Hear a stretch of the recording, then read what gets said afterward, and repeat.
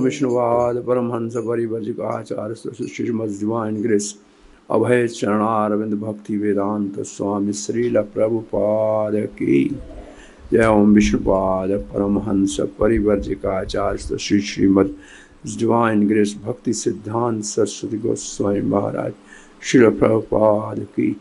साक्षात वैराग्य मूर्ति गौर किशोर दास बाबा जी महाराज की।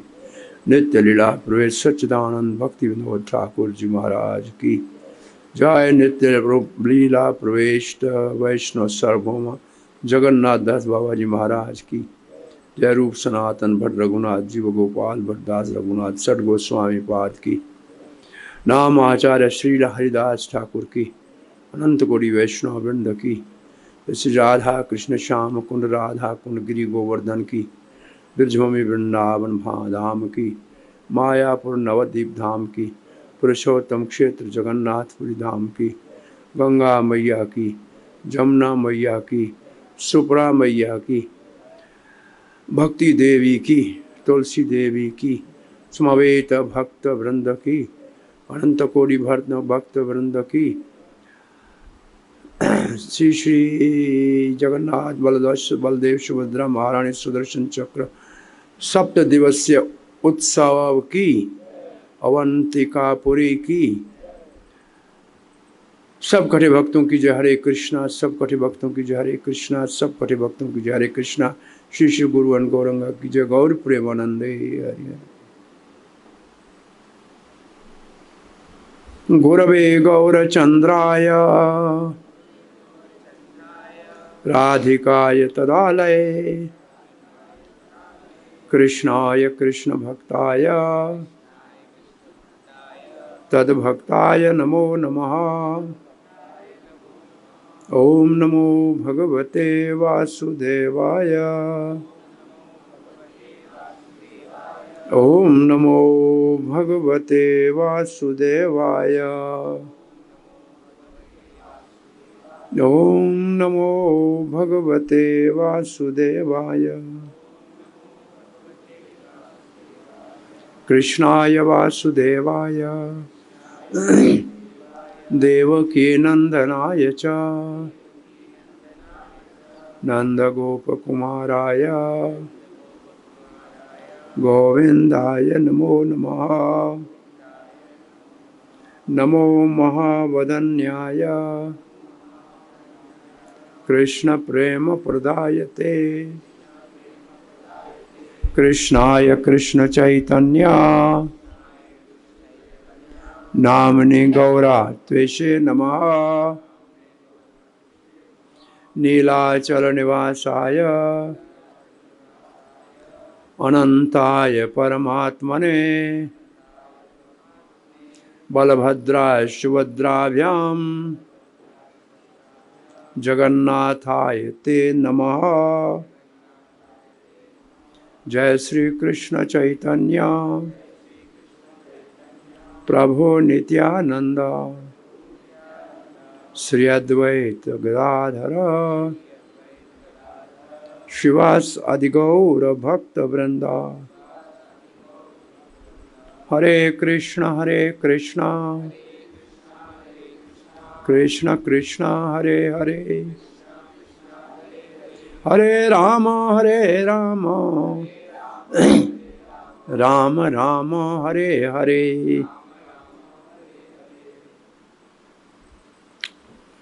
हरे कृष्ण। अंतर्राष्ट्रीय कृष्ण भावना अमृत संघ संस्थापक आचार्य श्री कृष्ण कृपा मूर्ति अभय चरण अरविंद भक्ति वेदांत स्वामी श्रील प्रभुपाद जी के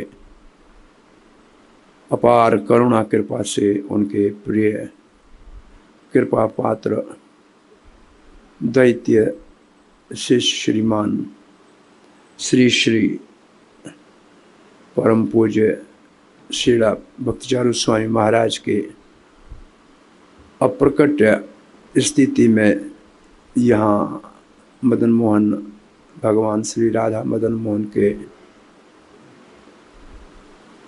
चरण सेवी भक्तवृंद ने उसी उत्साह और उससे भी अधिक वर्धन उत्साह के साथ जो वार्षिक इस कार्यक्रम को भव्य रूप से प्रस्तुत करने का जो एक बहुत बड़ा व्यवस्था का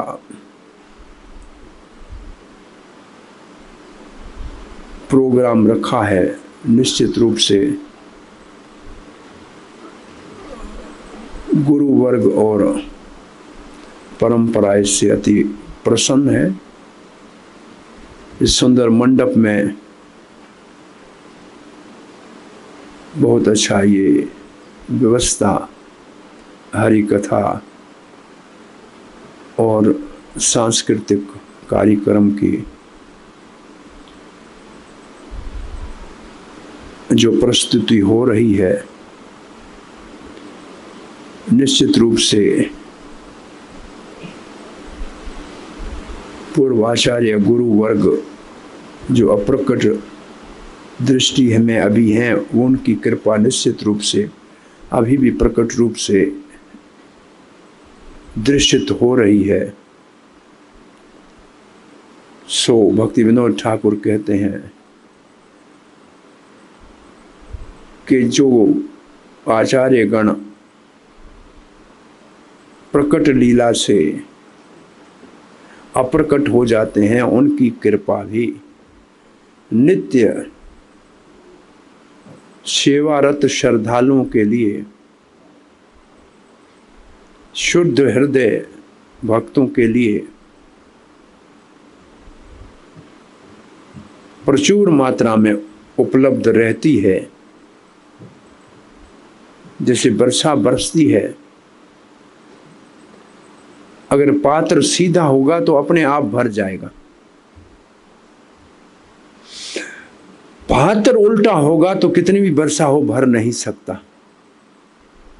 ऐसे भगवान की कृपा बरसाने वाली राधा रानी की वर्षा गुरु वर्ग बादल की तरह आकाश में सदा ही कृपा की बरसात करते रहते हैं। मात्र हमारा पात्र सीधा होना चाहिए। हमारा पात्र सीधा होगा तो सदा हम उस कृपा को प्राप्त भी कर सकते हैं, अनुभूति भी कर सकते हैं और उस कृपा से भगवान की सेवा के चमत्कारी कार्य करके विश्व को विस्मित भी कर सकते हैं। जैसे प्रभुपाद जी ने अपने गुरुदेव की अनुपस्थिति में अप्रकट्य होने के उपरांत भी इस्कान जैसे एक अद्भुत आध्यात्मिक आंदोलन को स्थापित करके पूरे विश्व को विस्मित कर दिया। तो ये गुरु महाराज की कृपा आज भी यहाँ बरस रही है। ये आपके इस सफल प्रोग्राम से जो 3 दिन से इस दास को देखने का अवसर मिला है, हमारा आना कुछ सालों के बाद हुआ है, कोरोना से पहले आए थे और महाराज के नित्य लीला में प्रवेश के उपरांत पहली बार आना हुआ है। लेकिन जो यहाँ के प्रचार कार्य की गतिविधियों को देख के स्पष्ट हो रहा है कि अभी भी महाराज जी अपने स्नेह के साथ सब शिष्यों के ऊपर अपनी अहितु की कृपा प्रचार से श्रील प्रभुपाद जी की प्रसन्नता के कार्य को संपन्न कराने में संलग्न है। सो आज के इस प्रातः क्लास में सत्संग में हमने भगवान जगन्नाथ के 8 श्लोकों में जो अष्टक के रूप में महिमा परम पूज्य श्री पाद शंकराचार्य जी ने, जो वास्तव में परम वैष्णव है, वैष्णव नाम यथा शंभु, जिन्होंने इतना अद्भुत 2 श्लोक जिनमें हमने कल भगवान श्री कृष्ण की मधुर ब्रज की रास आदि लीलाओं का जो भगवान श्री कृष्ण की लीलाओं की परिकाष्ठा है, शिखर है, उसका अद्भुत वर्णन किया है। श्री कृष्ण का बांसुरी जमुना के तट पे बजाना, गोपियों को बुलाना, उनके साथ रास विहार करना, जिसकी महिमा देखने के लिए आए हुए दिव्य देवता शंभु, ब्रह्मा, लक्ष्मी, इंद्र, गणेश आदि चरणों का सेवन करते हैं। ऐसा जगन्नाथ जो श्री कृष्ण है वो हमारे आंखों के सामने प्रकट हो, जिसके उल्टे हाथ में वेणु है, सर पे मोर का पंख और कटी प्रदेश में दुपट्टा बंधा हुआ है पीला पीतांबर के ऊपर, जो अपने ही निज परिकर गोपी गणों के ऊपर अपने आंख की कोने से कृपा के कटाक्ष, प्रेम के कटाक्ष आघात कर रहे हैं। ऐसे भगवान श्री जगन्नाथ हमारे आंखों के सामने प्रकट हो। ये 2 श्लोक तो थे भगवान श्री कृष्ण के वृंदावन की महिमा के। अब हम आगे के श्लोक में जगन्नाथ जी का वर्णन करते हैं। यो अष्टक का ये श्लोक है। माम्बुध तीरे कनक रुचिरे नील शिखरे,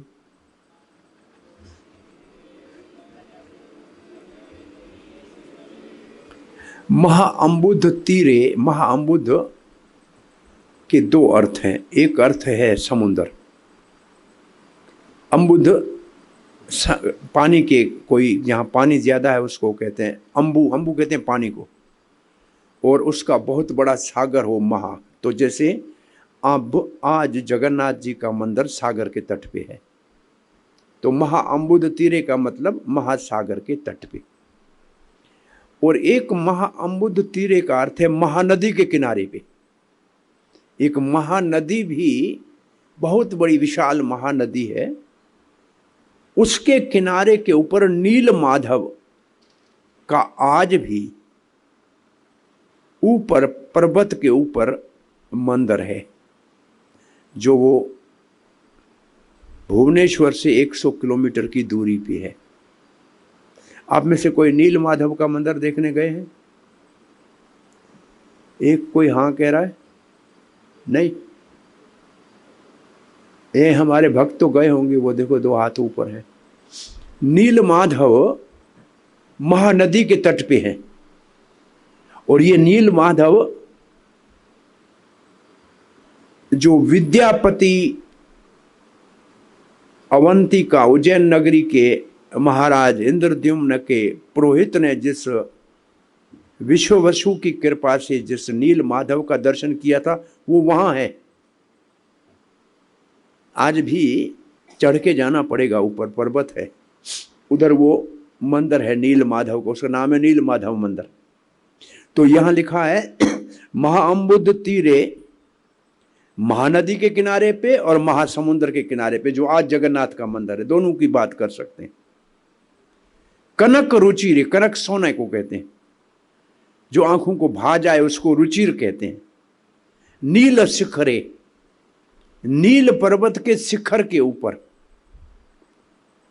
सोने, इसका मतलब उसका जो शिखर है वो सोने का है, जो बहुत सुंदर रुचिर लग रहा है। महाअंबुध तीरे कनक रुचिरे नील शिखरे वसन। वसन का मतलब वहां बसते हैं, रहते हैं, बैठे हुए हैं। कौन? प्रसादात सहज बलभद्र बलिना। वहां स्वयं जगन्नाथ जी, जो ये शब्द है महाअंबुध तीरे, बड़े महासमुद्र के किनारे पे, कनक रुचिरे, बहुत स्वर्ण मंडित जिससे आभा निकल रही है, सो जो सबको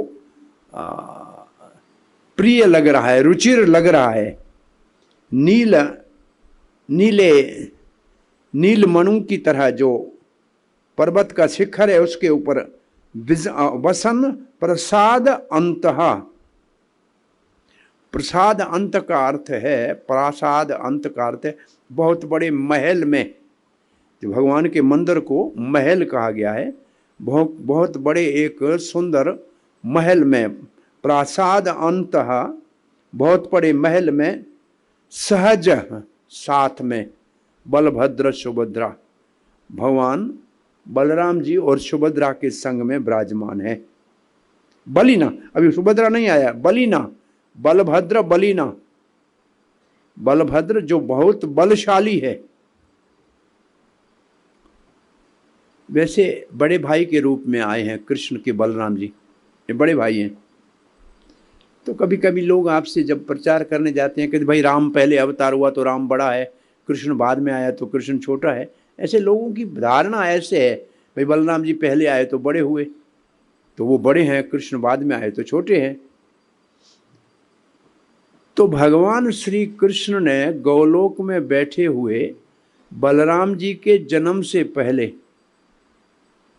जहां माया को बुलाया था, देवी को बुलाया था, कहा हे भद्रे, देवकी के उदर से मेरे धाम जिसको संकर्षण कहते हैं उसको खींच के ले जाके रोहिणी के उदर में स्थापित करो। इस कार्य के कारण उनको लोग संकर्षण कहेंगे, वो सबको आनंद देगा इसलिए राम कहेंगे, और बहुत बलशाली होगा इसलिए उसको बलभद्र भी कहेंगे। तो नाम कौन रखता है? या पिता माता रखते हैं या गुरुजी रखते हैं, तो इसका मतलब बड़ा तो कृष्ण ही हुआ ना। ये हमारे जैसे यहाँ कृष्ण बलराम है, ऐसे वृंदावन में प्रभुपाद जी ने मुख्य जो मध्य में जो सिंहासन है उसके ऊपर कृष्ण बलराम है। तो एक दिन प्रभुपाद ने पूछा, भला इन दोनों में बड़ा कौन है आपके विचार में? तो सारे भक्त बेचारे देख रहे थे। तो प्रभुपाद ने कहा, देखो बलराम जी का हाथ कृष्ण के कंधे पे है, इसका मतलब उसको सहारे की जरूरत है ना, तो कृष्ण बड़े हुए ना भाई, कृष्ण के कंधे के ऊपर हाथ रख के बैठा है तो उसको सहारे की जरूरत है, इसका मतलब कृष्ण बड़े हैं और बलराम उसके सेवक भगवान है। भगवान श्री कृष्ण सेव्य भगवान और बलराम जी सेवक भगवान, दोनों में कोई अंतर नहीं है। चैतन्य चैतन्य में लिखा है कि पहला विस्तार भगवान का बलराम है और दोनों में अंतर नहीं है, मात्र रंग का अंतर है, एक सांवला है एक गोरा है, लेकिन दोनों समान है। और ये बात हो रही थी प्रयागराज के कुंभ मेले में प्रभुपाद जी के शिष्यों के बीच में कि कृष्ण और बलराम में कोई अंतर नहीं है। एक सन्यासी कह रहे थे, मधुद्वेष स्वामी, और प्रभुपाद की दूसरी शिष्य जमुना देवी कह रही थी, क्यों दोनों में अंतर क्यों नहीं है? बोला देखो लिखा है शास्त्र में दोनों में कोई अंतर नहीं है। बोला नहीं अंतर है। बोला क्या अंतर है? बोला राधा रानी के साथ लीला तो कृष्ण कर सकता है, बलराम तो नहीं कर सकता, ये अंतर तो है। अब दोनों के बीच में ये बात हो रही थी तो सुन रहे थे तमाल कृष्ण महाराज, वो चले गए श्रील प्रभुपाद जी के पास। बोले श्रील प्रभुपाद, ये आपके शिष्यों के बीच में ये संवाद हो रहा है, महाराज कह रहे हैं कृष्ण और बलराम एक हैं। प्रभुपाद ने कहा सही है, लिखा है चैतन्य महाप्रभु ने, दो ही एक, दो उनके रूप हैं और मांत्र कांति में रंग में भेद है, बस तत्व में भेद नहीं है।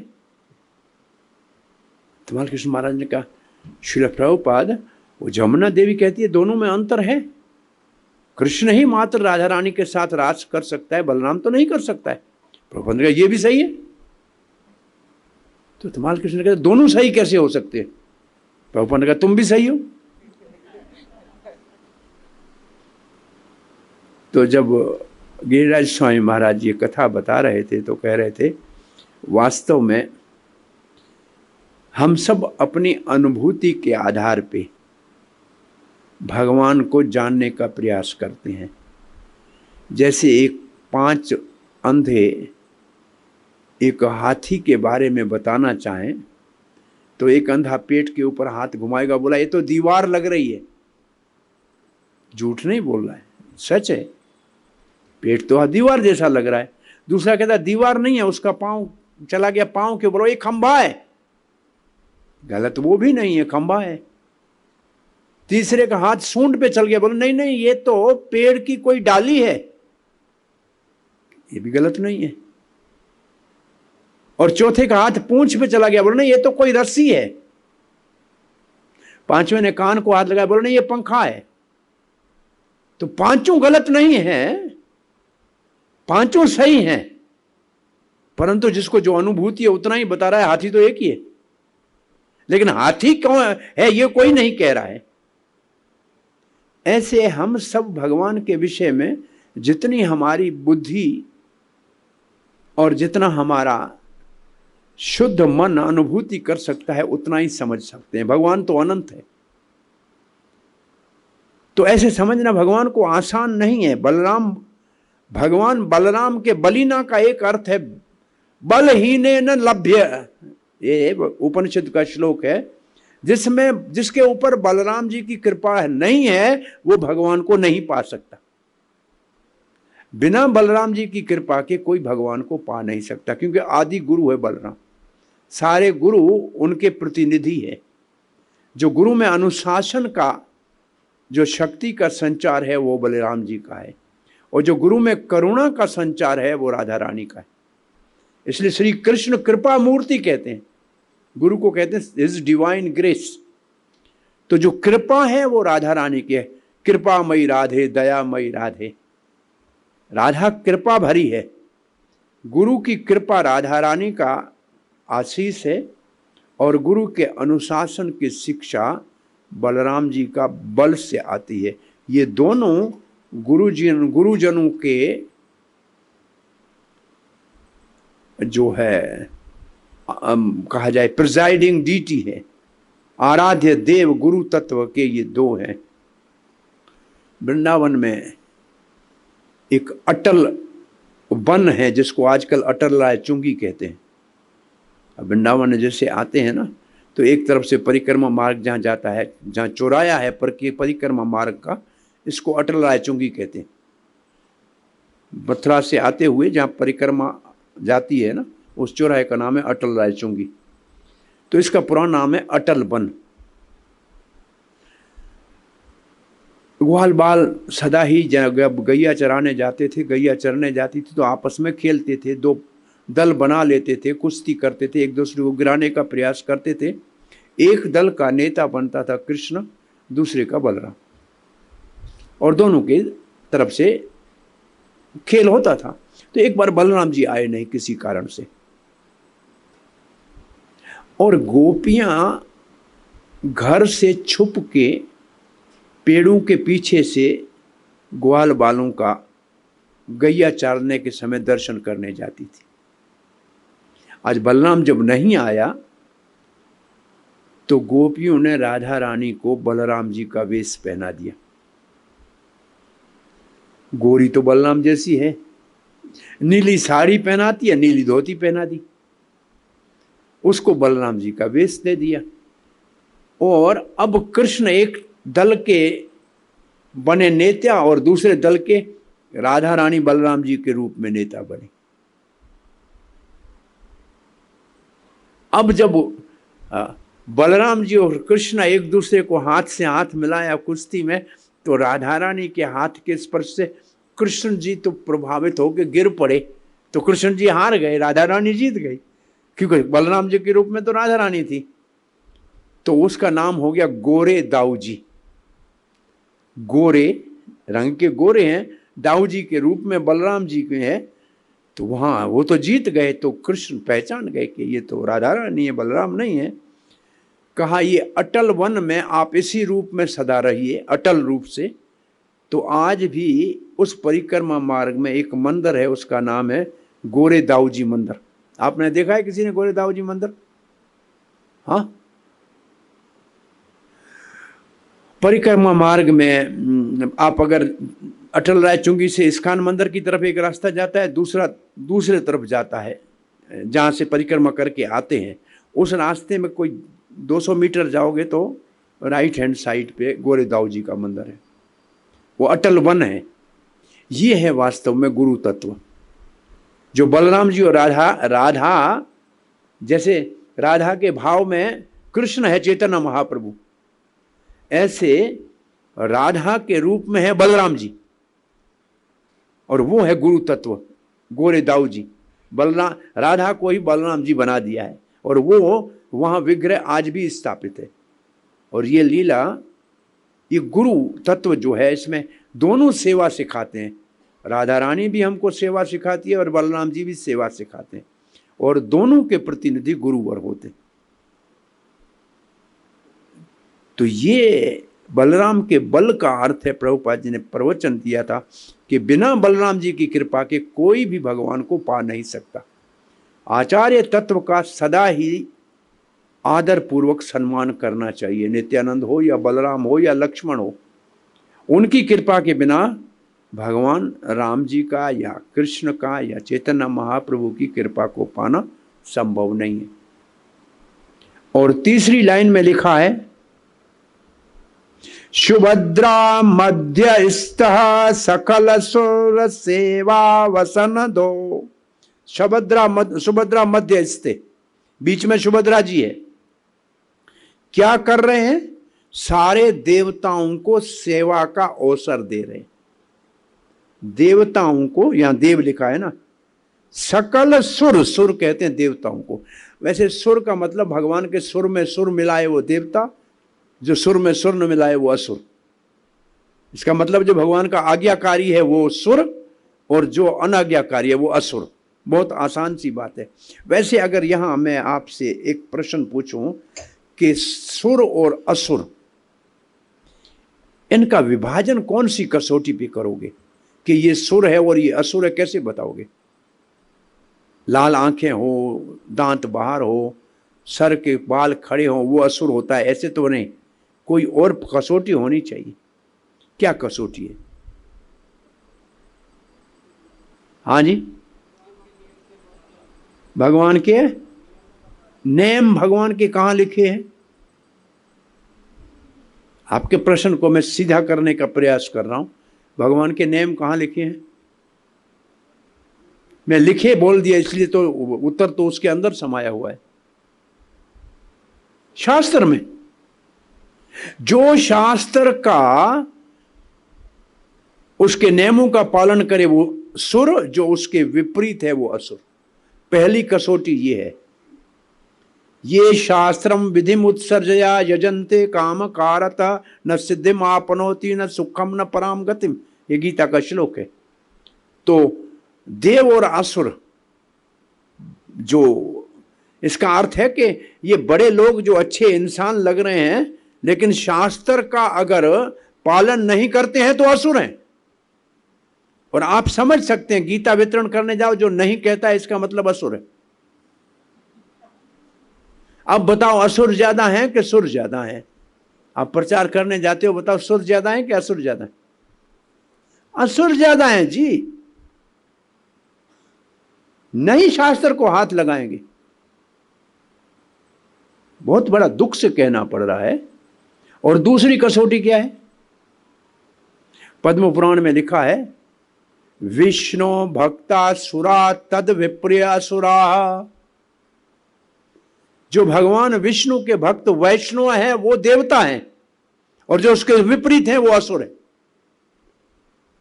इसका मतलब जो भगवान विष्णु या उनके भक्तों के भक्त नहीं हैं वो असुर हैं।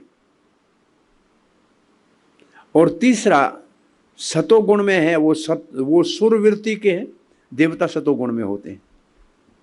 और जो रजोगुण में है वो असुर हैं, और तमोगुण में वो राक्षस हैं। और प्रभुपाद ने कहा अमेरिका में रजो और तमोगुण में सब लोग रहते हैं, इसका मतलब असुर और राक्षसी है, और पूरे विश्व में ये स्थिति है। इसलिए प्रभुपाद ने इस्कॉन की स्थापना लोगों को सतोगुण में लाने के लिए की, ताकि लोग सात्विक बने। सात्विक उनका जीवन की शैली हो, सवेल उठने का, स्नान करने का, स्मरण करने का, सात्विक भोजन भगवान को अर्पण करके प्रसाद खाने का। ये सब सरल शिक्षाएं समाज में सात्विक वातावरण को वृद्धि देने के लिए कहा। और जो सतोगुण के प्रभाव में होते हैं वो ब्राह्मण होते हैं, ये ब्राह्मण का गुण है, और ये लुप्त होता जा रहा है धरती से। और भगवान का अवतार गो ब्राह्मण रक्षा के लिए होता है। तो प्रभुपाद ने भगवान के इस भाव को कि ब्राह्मण की और गौ की रक्षा होनी चाहिए, एक तो ब्राह्मण कल्चर की वृद्धि के लिए इस्कॉन में कार्य किया, और दूसरा हम बैठे हैं गौशाला के इस प्रांगण में, गौशालाएं पूरे विश्व में खोलकर गौ रक्षा के कार्य को वृद्धि दी। ये दोनों काम प्रभुपाद ने किया। ये है कृष्ण के मन के भाव को जान के सेवा करना। इसको प्रभुपाद ने भगवत गीता के आमुख में लिखा है, आमुख नहीं, आमुख में प्रीफेस में ही लिखा है कि भगवान का इच्छा क्या है उसको जान के उसके अनुरूप कार्य करना ही हमारा उद्देश्य है। तो भगवान का इच्छा क्या है? गो ब्राह्मण हिताय। तो प्रभुपाद ने दो ही काम किए, ब्राह्मणों की शिक्षा देकर समाज में वृद्धि की और गौ रक्षा का कार्य किया। तो ये भगवान के मन के अभिष्ट को जान गए। जैसे चैतन्य महाप्रभु के मन के अभिष्ट को रूप गोस्वामी जान गए, ऐसे श्रील प्रभुपाद जी कृष्ण के मन को अभिष्ट को जान गए, और इन्हीं दो कार्यों का विशेष रूप से पूरे विश्व में स्थापना करने का कार्य किया। तो यहाँ ये श्लोक पूरा होता है, देवताओं को सेवा का अवसर, सेवा अवसर का मतलब सेवा अवसर, सेवा का अवसर देते हैं। ये भगवान जगन्नाथ सब देवताओं को सेवा का अवसर देते हैं। इसका मतलब सारे देवता भगवान विष्णु के इस दुनिया के जो संचालन है उसमें अलग अलग विभाग के अधिपति हैं। ये देवताओं का कार्य है, भगवान उनको ये सेवा देते हैं।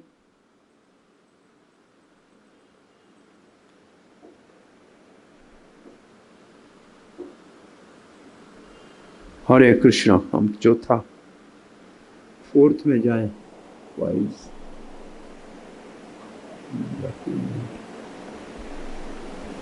डॉक्यूमेंट में डाउनलोड ये यहाँ पढ़ा है। अब चौथे श्लोक को पढ़ते हैं। कृपा पारावर सजल जलद श्रेणी रुचिरो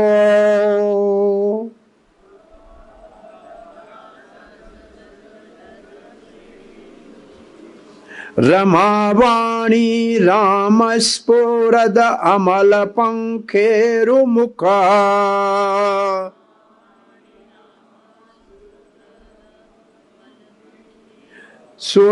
सुरेंद्राराध्य श्रुति गण शिखा गीत चरितो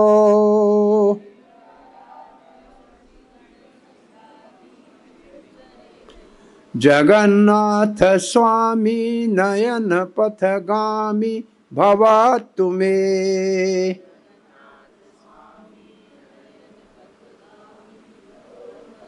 कृपा पारावर, कृपा का सागर है। पारावर का मतलब जिसका आर पार न हो, सागर।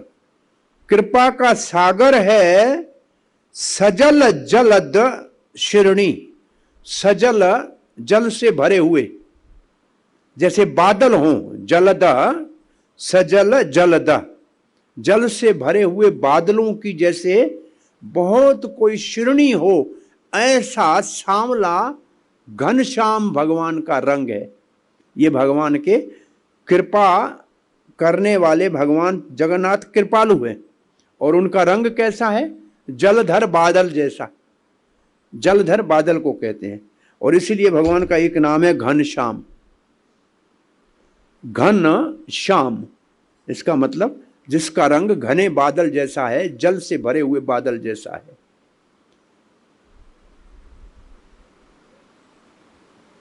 तो दूसरी लाइन में कहते हैं इनका रुचिरो, श्रेणी रुचिरो, इसका मतलब बहुत सुंदर भगवान का रूप है। इतना ये सांवला रूप सुंदर है। बोला कैसे कहते हो सुंदर है? बोला रमा वाणी, लक्ष्मी को बहुत प्रिय है। रमा लक्ष्मी को कहते हैं, वाणी सरस्वती को कहते हैं। जो वाणी की सरस्वती और लक्ष्मी राम बड़ा आनंद लेती हैं। राम शब्द का अर्थ है आनंद। रमा वाणी राम स्फुरद अमल पंखेरु मुख, जिस भगवान का जो सुंदर वदन है, मुख है, वो खिले हुए कमल जैसा है। भगवान जगन्नाथ जी को कमल मुख। अब एक प्रश्न कभी उठता है कि फूल तो बहुत सारे हैं, कमल का अपना गुलाब का फूल भी बड़ा सुगंध वाला है, और मोतिया है, चंबेली है, लेकिन कमल के फूल से ही भगवान की क्यों तुलना दी जाती? कमल के फूल से तुलना क्यों दी जाती है भगवान को?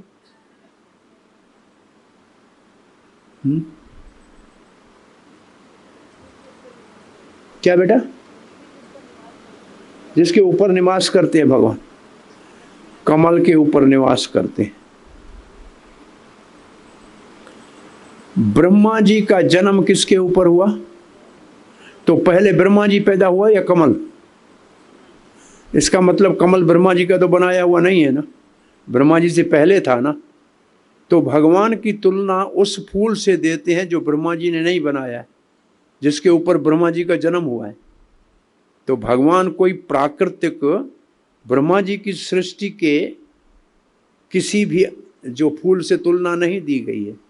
ब्रह्मा जी के जन्म से पहले का फूल है, जो स्वयं भगवान की नाभि से निकला है, उससे तुलना दी जा रही है। तो कमल ब्रह्मा जी के जन्म से पहले का पुष्प भगवान के अंग से उत्पन्न है, उससे भगवान की तुलना दी जा रही है। कमल पंखेरु, पंखेरु का मतलब खिला हुए कमल जैसा भगवान का मुख है, सुंदर सांवला रंग स्थित। इसका सरल अर्थ तो ये हुआ, सांवले सलोने नीलमणि भगवान के खिले हुए कमल जैसे मुख को लक्ष्मी और सरस्वती आनंद से देखती हैं, उनको बड़ा आकर्षित और रुचिर लगता है। ये इसका अर्थ हो गया। अब तीसरी लाइन में क्या लिखा है?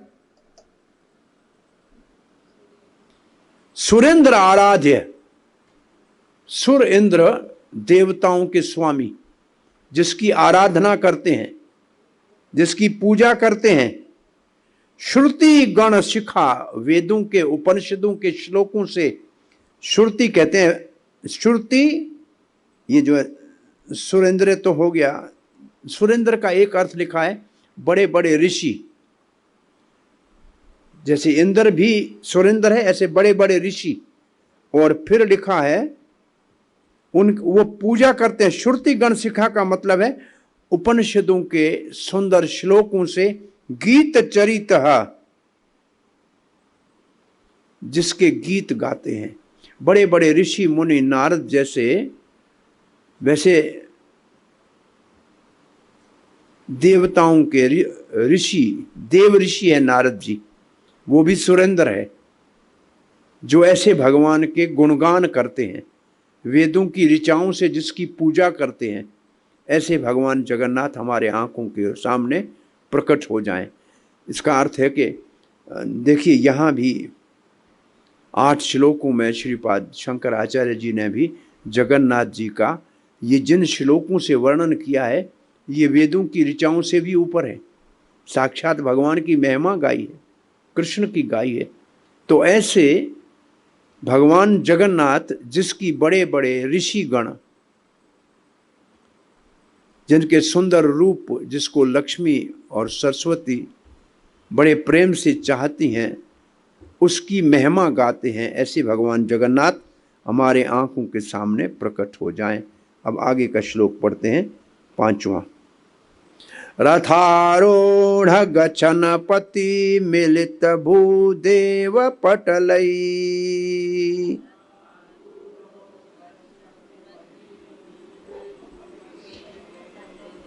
स्तुति प्रारुभवं प्रतिपदम् उपकरण्य सद्यः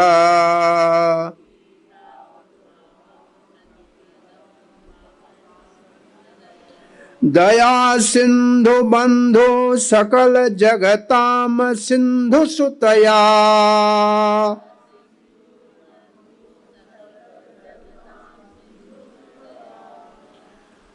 अब भगवान जगन्नाथ के रूप का वर्णन किया। पहले तीसरे श्लोक में नील पर्वत के ऊपर जगन्नाथ, बलदेव और सुभद्रा देवताओं के द्वारा पूजित है, इसका वर्णन हुआ।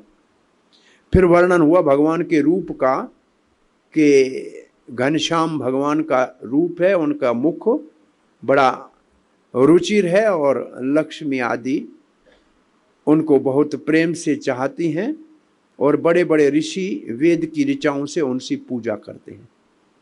इसका मतलब श्री मंदिर में जब भगवान विराजमान है उसका वर्णन हो गया। अब भगवान की रथ यात्रा का वर्णन हो रहा है। और ये 5वां श्लोक कहते हैं, रथ आरूढ़ो, रथ के ऊपर चढ़े हैं। रथ आरूढ़ो गच्छन्पति, रास्ते में जा रहे हैं। वो जो वरदान है बहुत बड़ा, उसमें जा रहे हैं। उस वक्त कौन है? मिलित, मिलित का मतलब कठे हुए, असेंबल्ड, एक जगह इकट्ठे हुए, मिलित, मिले हुए। कौन है? भूदेव। भूदेव कहते हैं ब्राह्मण को, नरदेव कहते हैं राजा को। राजा को नरदेव कहते हैं, ब्राह्मण को भूदेव कहते हैं। ये पृथ्वी के ऊपर भगवान का स्वरूप ब्राह्मण है। भगवान ब्राह्मण के मुख से खाते हैं या अग्नि के मुख से खाते हैं? ब्राह्मण को जो भोग लगता है, भगवान को जो भोग लगता है, भगवान ब्राह्मण के मुख से खाते हैं या अग्नि के मुख से खाते हैं? यज्ञ में अग्नि के मुख से खाते हैं और ब्राह्मण के मुख से खाते हैं, क्योंकि ब्राह्मण भगवान के विश्वरूप के मुख से उत्पन्न हुआ है। तो प्रभुपाद जी भक्ति रसामृत सिंधु में लिखा है, प्रभुपाद जी लिखते हैं कि भगवान ब्राह्मण उस ब्राह्मण के मुख से खाता है जिसके मुख से भगवान के शास्त्रों का वर्णन, गुणगान, मंत्रों का उच्चारण होता है। ये विशेष बात है। जो प्रचार का कार्य नहीं करता है, पूजा नहीं करता है, उस ब्राह्मण के मुख से नहीं खाता। तो पहले ही कह दिया है कि वो ऋषि, वो जो महात्मा जो भगवान के गुणों को वेदों की ऋचाओं से पूजा करते हैं, ऐसे ब्राह्मणों के मुख से भगवान भोजन करते। तो जो प्रचार का कार्य न करे, उस ब्राह्मण के मुख से भगवान भोजन ग्रहण नहीं करते। यज्ञ आदि भी भगवान का पूजा है, प्रचार है। त्रेता युग के अंतर्गत वो भी पूजा का एक विधि विधान है। जयपुर के महाराज प्रतिदिन जो राजा गोविंद देव की पूजा करते हैं, वो प्रतिदिन यज्ञ कराने का नेम था। और यज्ञ में निवेद्य का मतलब भोग के लिए रोज गाय के दूध 5 किलो की रबड़ी बना के उसके अंदर पिस्ता, बादाम, केसर सब डाल के निवेद्य के लिए रोज आती थी चांदी के बर्तन में। यज्ञ पूरा होता था, ब्राह्मण स्वाहा करते थे। सुगंध बहुत अच्छी उस रबड़ी की थी। ब्राह्मणों का मन ललचा गया। एक दिन कहा 2 चम्मच स्वाहा करते हैं, बाकी बांट के खाते। और सब खा गए। पहले 2 चम्मच डाल दिया। रात को राजा को स्वप्न में आया कि आज का यज्ञ मुझे बहुत पसंद हुआ। अब दूसरे दिन राजा ने कहा, ब्राह्मणों कल कैसे यज्ञ किया था बताओ। ब्राह्मण डरे कि किसी ने बताया होगा, राजा का कोई गुप्तचर होगा कि खीर तो हम खा गए सारा रबड़ी। अब झूठ बोलेंगे तो डबल दंड मिलेगा, सीधा बोल देते हैं। बोला महाराज कल हमारा मन उस रबड़ी को देख के मचल गया, हमने 2 चम्मच तो स्वाहा किया, बाकी सब खा लिया। महाराज ने कहा, रात भगवान ने कहा ये यज्ञ उसको बहुत पसंद है। इसका मतलब अग्नि से ज्यादा भगवान ब्राह्मण के मुख से भोजन स्वीकार करते हैं। कल से डबल खीर आएगी डबल कल से आपका रबड़ी 2 आएंगी, एक यज्ञ करने के लिए, आका ब्राह्मणों को खिलाने के लिए।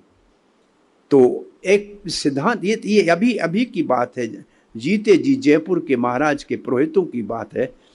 तो ब्राह्मण के मुख से भगवान ज्यादा रुचि से खाते हैं, यज्ञ से त्रेता युग में खाते थे। तो इसलिए ब्राह्मणों को भोजन कराना, साधुओं को भोजन कराना, ये एक बहुत बड़ी भारतवर्ष की संस्कृति थी, अब लुप्त होती जा रही है।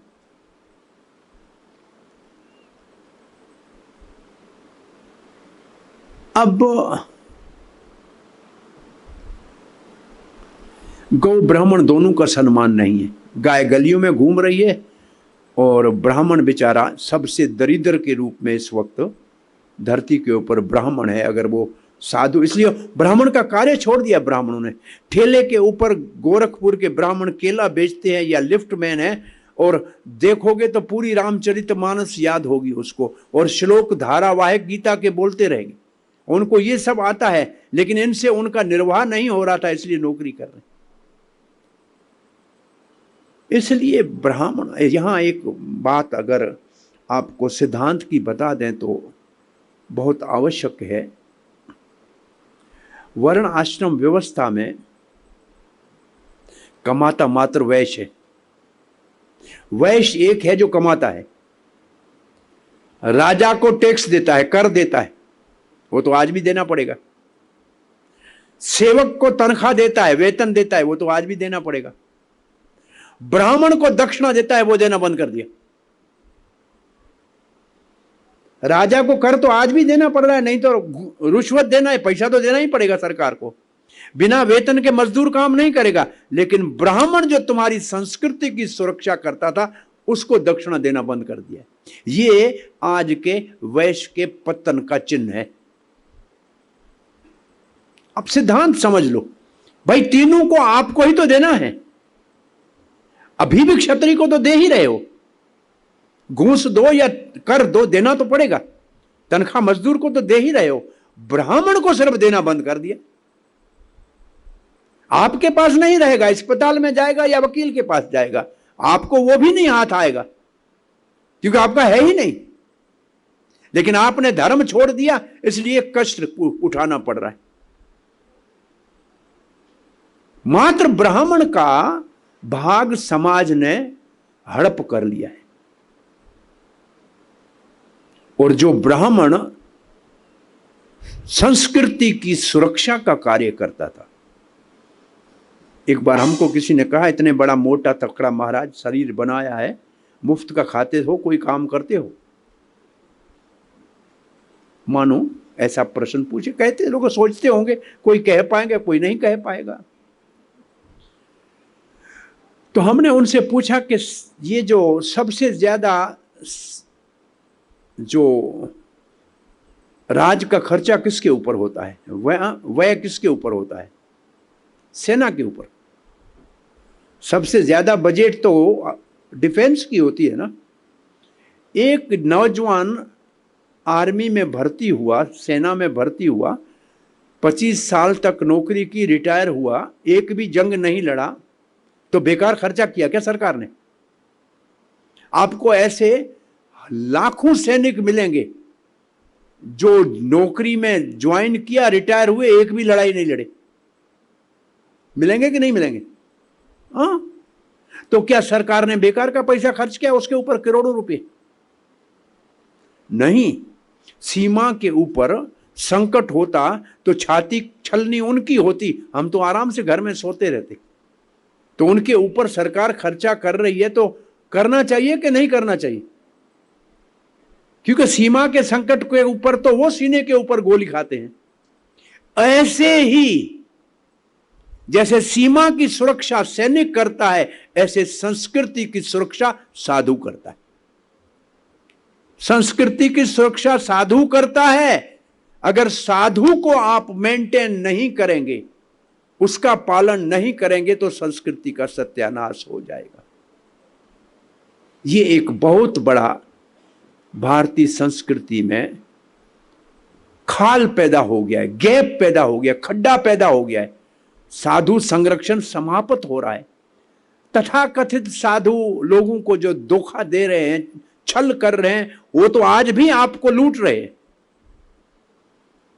लेकिन जो साधु सेवा के कार्य कर रहे हैं भगवान के, उनके प्रति सामान्य लोग उदासीन है, नहीं उनके प्रति सेवा करते हैं। तो ये सिद्धांत अच्छी तरह से समझना चाहिए कि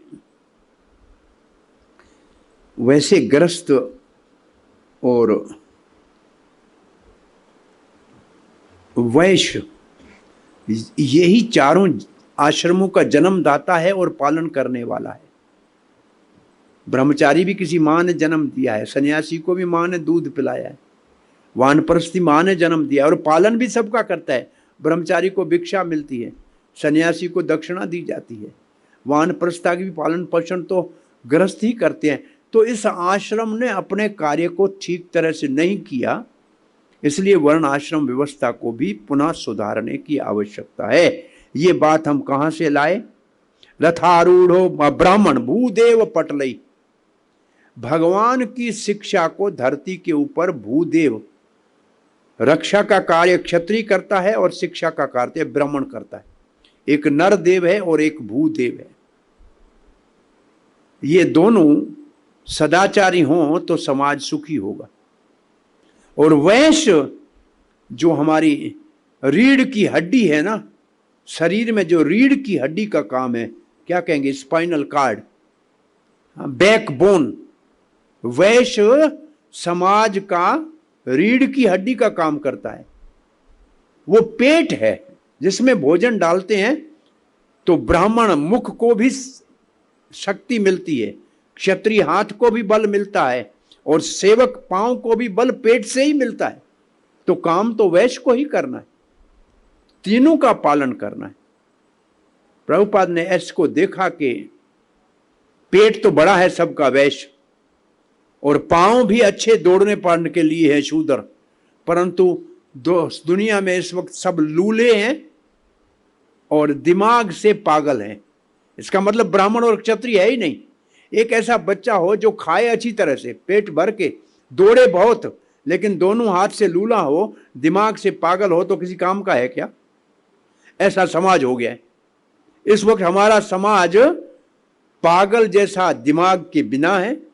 इसका मतलब ब्राह्मण उसका मार्गदर्शक नहीं है और क्षत्रिय रक्षक नहीं है। क्षत्रिय तो भक्षक हो गया है अब तो जिसको रक्षा के लिए करते हैं वही भक्षा कर रहा है। ये बहुत बड़ी समस्या है।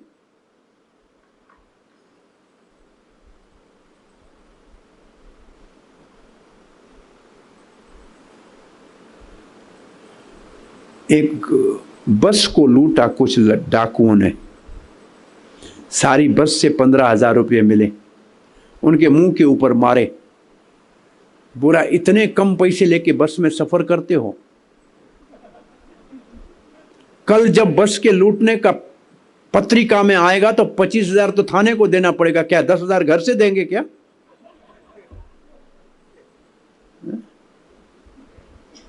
इसका अर्थ है कि जो रक्षा के लिए रखे हैं वही तो भक्षण कर रहे। 3 देश के पुलिस कमिश्नर साथ जा रहे थे। एक अमेरिका का था, बोल रहा था हमारे देश में कोई अपराध हो जाए 24 घंटों में पता लग जाता है। तो स्कॉटलैंड का दूसरा था, वो कह रहा था हमको तो 12 घंटे में पता लग जाता है। तो एक पड़ोसी देश का था कमिश्नर, उसने कहा आप दोनों टाइम खराब कर रहे हो, हमें 15 दिन पहले पता होता है कहाँ होना है, क्योंकि हम ही तो ऑर्गेनाइज करते हैं।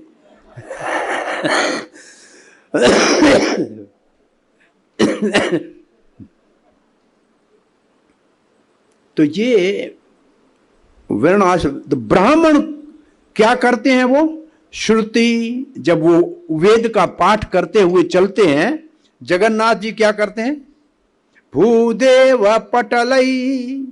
भूदेव पटलई का मतलब बहुत प्रकार के, बाय मल्टीट्यूड्स, श्रुति प्रादुर्भावम, बड़ी प्रार्थनाएं करते हैं वेद की ब्राह्मण भगवान को, जगन्नाथ जी को। और तब उपकरण्य, भगवान उनको सुनते हैं प्रेम से। उपकरण्य का मतलब उनकी प्रार्थनाओं को सुनना, उनके गीतों को सुनना।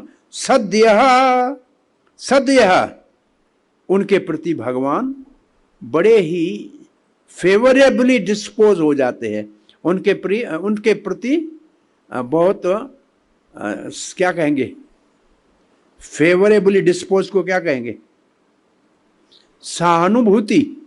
उनके प्रति जो है भगवान का भाव बड़ा दयामय हो जाता है। दया सिंधु, क्योंकि भगवान दया का सागर है। इसका मतलब जो भगवान को प्रार्थना करता है रोज, हरे कृष्णा कृष्णा कृष्णा हरे हरे, हरे राम राम राम हरे हरे, ऐसे भगवान को, ये प्रार्थना है भगवान को रोज। और किस किस को प्रार्थना है? राधा कृष्ण को प्रार्थना है। और जो ऐसे करेगा उसके ऊपर भगवान दया करेंगे, उसके प्रति भगवान फेवरेबल, उनके प्रति क्या करेंगे, फेवरेबल को क्या कहेंगे, अंग्रेजी का अनुवाद करो फेवरेबल। वो तो अंग्रेजी हो गई दूसरी, सपो, हाँ, मदद कर, सहयोग करेंगे। अभी भी फेवरेबल का अनुकूल, भगवान की अनुकूल दृष्टि डालेंगे, क्योंकि वो दया सिंधु हैं। बंधु सगल जगताम, सारे जगत के बंधु हैं। भाई जगत के बंधु कैसे हैं? सभी तो जगत पैदा ही उससे हुआ है। भाई जो भी जगत में दो ही चीजें हैं, पराशक्ति अपराशक्ति। एक जीव है और दूसरी प्रकृति है, और दोनों का पैदा करने वाला तो भगवान है। तो सब भगवान तो जगत का बंधु हो गया ना। सिंधु सुतया, इसका अर्थ है लक्ष्मी। सिंधु समुद्र को कहते हैं। समुद्र से मंथन करते समय 14 रत्नों में लक्ष्मी निकली थी। तो सिंधु सुतिया का मतलब लक्ष्मी। तो भगवान लक्ष्मी के साथ हैं। वैसे आप में से कोई ओडिशा से समझदार है कि जगन्नाथ मंदिर में कितने विग्रह हैं? ये 4 तो ऐसे दिख रहे हैं, इसके अतिरिक्त 3 और हैं। किसी से पूछो समझदार से, 7 विग्रह हैं जगन्नाथ जी के रतन मंडल में, मंडप रतन सिंहासन के ऊपर, महावेदी के ऊपर। किसी ओडिशा के जगन्नाथ के मंदिर के अंदर के रहस्य को जानने वाले से पूछना, 7 विग्रह हैं। 4 तो ये सामने पड़े हैं, सुदर्शन चक्र है, बलराम जगन्नाथ और सुभद्रा है। 2 और भगवान के साथ लक्ष्मी और श्रीदेवी और भूदेवी है। ये तो हो गए 6। एक और भी है,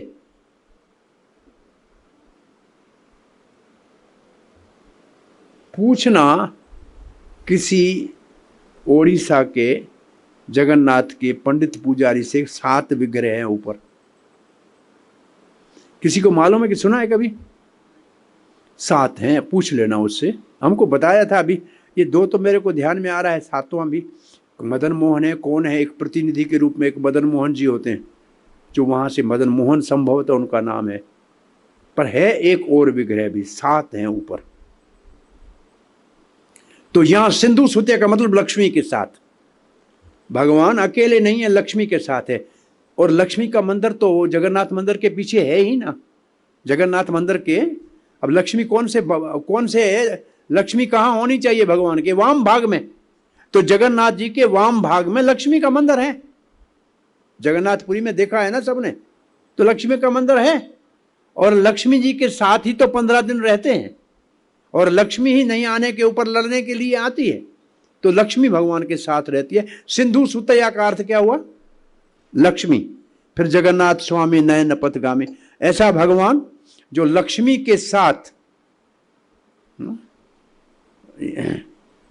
भगवान जगन्नाथ जब रास्ते के ऊपर रथ यात्रा के लिए बाहर निकलते हैं तो पद पद के ऊपर ब्राह्मण वेद स्तुति करते हैं। भगवान उसको सुन के बड़े प्रसन्न हो जाते हैं, क्योंकि भगवान दया के सिंधु हैं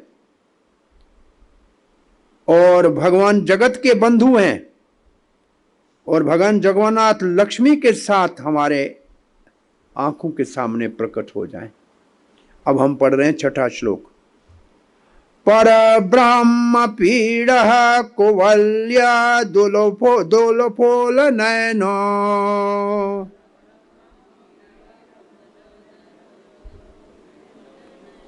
निवासी नीलाद्रो निहत चरणो अनंत शिरसी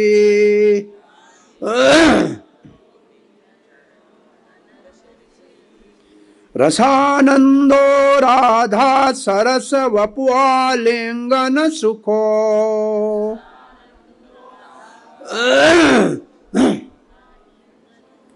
जगन्नाथ स्वामी नयन पथगामी भव तुम्हें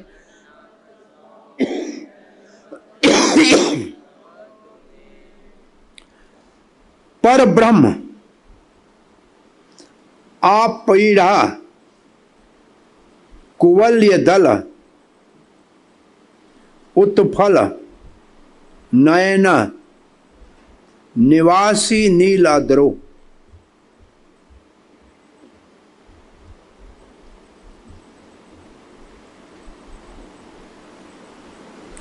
पहला शब्द जो है ना पर ब्रह्म, इसका अर्थ है देवताओं में श्रेष्ठ।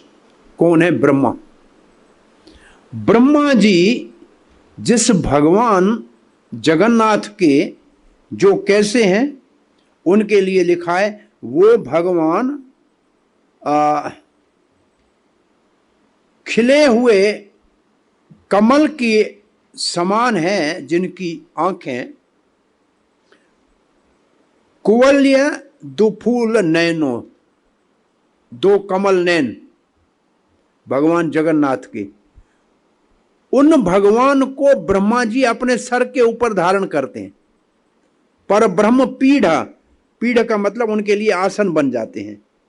पीढ़ कहते हैं आप पीढ़, जैसे जो मुकुट भगवान ब्रह्मा जी का सर के ऊपर मुकुट भगवान के भगवान को अपने सर के ऊपर धारण करते हैं। निवासी नीलाद्रो, नो नील पर्वत पे रहते हैं। निहत चरण और अनंत सिर से, ऊपर भगवान अनंत शेष है जो उनके ऊपर छाया करे, जो उनका आसन है वहां बैठते हैं, तो भगवान अनंत के आसन सर के ऊपर है।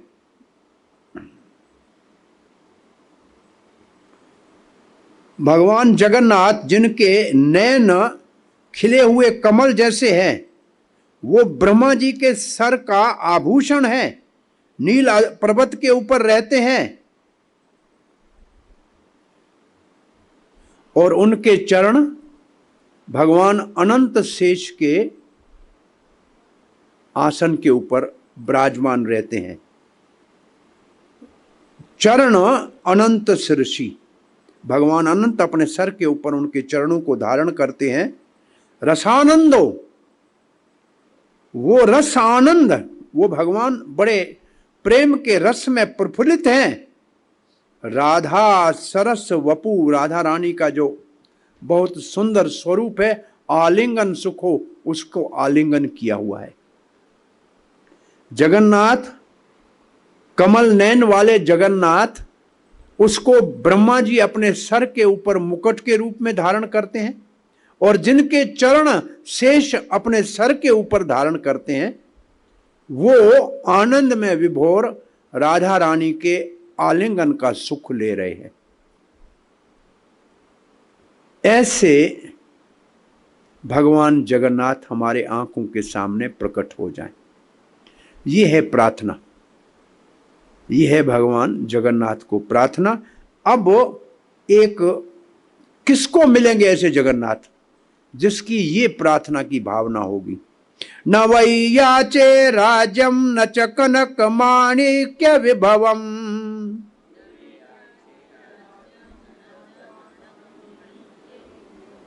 हमको राज्य नहीं चाहिए, सोना नहीं चाहिए, मोती माणक मणि नहीं, उसका वैभव नहीं चाहिए। न याचे अहम रमयाम सकल जन कामयाम वर वधुम,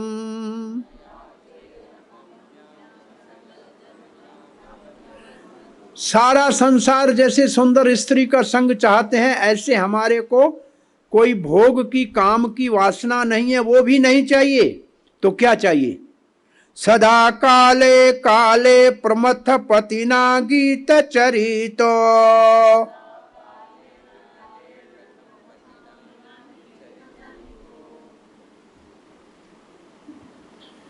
सदा के लिए वो भगवान प्रमथ पतिना, प्रमथ पतिना भगवान शिव का नाम है, जिनके भूतों का पति है। प्रमथ पतिनो का मतलब भूतों का पति भगवान शंकर, जिसके गीत गाते हैं। इसका अर्थ क्या है वास्तव में? इसका अर्थ ये है कि शंकर जी ने आज तक अपना घर भी नहीं बनाया।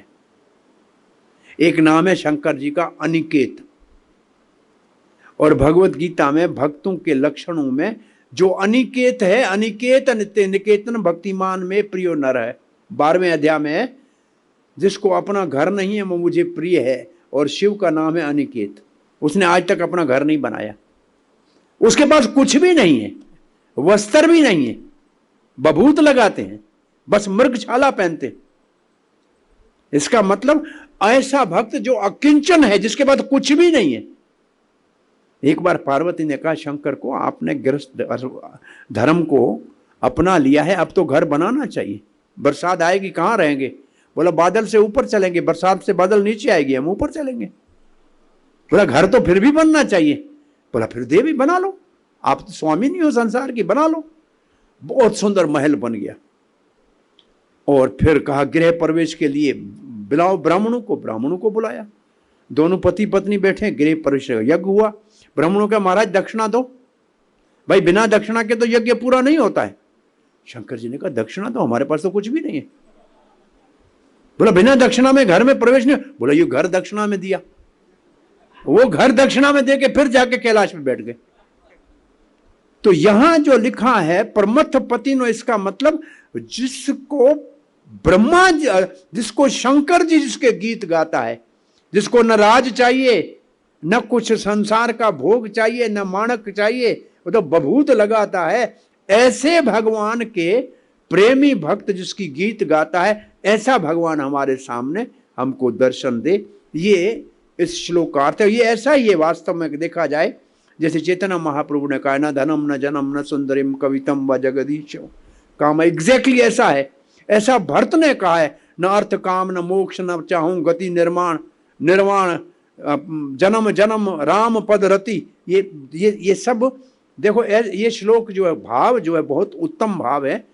कुछ संसार की चीज नहीं चाहिए, मात्र भगवान के भक्तों की कृपा से, शंकर परम वैष्णव है, उसकी कृपा से भगवान हमको दर्शन दे दें तो हमारे ऊपर। क्या अंतिम श्लोक आज का पढ़ते हैं, क्योंकि समय थोड़ा हो गया है लेकिन पूरा करना है आज। हर त्वं संसारम दुर्तरम असारम सुरपते।